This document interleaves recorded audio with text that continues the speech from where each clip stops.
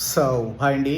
So ఏదైనా ఒక university, country select చేసుకునే ప్రాసెస్‌లో సార్ చాలామంది ఏంటంటే మిమ్మల్ని మ్యానిపులేట్ చేసే విధానం ఏందంటే మీకు ఫ్రీ ల్యాప్‌టాప్స్ ఇస్తాము, ఫ్రీ ఐప్యాడ్స్ ఇస్తాము, ఫ్రీ ఫ్లైట్ టికెట్లు ఇస్తాము.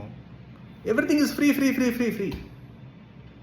మీకు ఏదైనా ఒకటే బండ గుర్తండి. మంచి కాలేజీలు, మంచి యూనివర్సిటీస్, మంచి కంట్రీస్ అయితే ఎలాంటి ఫ్రీ ఇవ్వాల్సిన అవసరం లేదు. అది మీకు కూడా తెలుసు.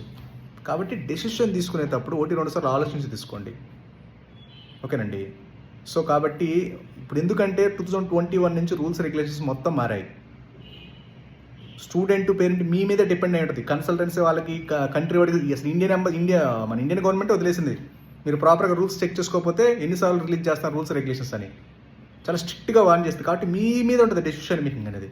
సో ఫ్లైట్ టికెట్లకి, ఐప్యాడ్లకి, తర్వాత సెల్ ఫోన్లకి ఇవ్వాల్సిన అవసరం లేదు. మంచి కాలేజెస్ సెలెక్ట్ చేసుకుంటే సరిపోతుంది. ఆటోమేటిక్‌గా రేపు కావాల్సిన అట్లాంటి 100 కొనుక్కోవచ్చు. మంచి కాలేజ్, మంచి యూనివర్సిటీ చదివితే. ఓకేనా? Decision making is very very important.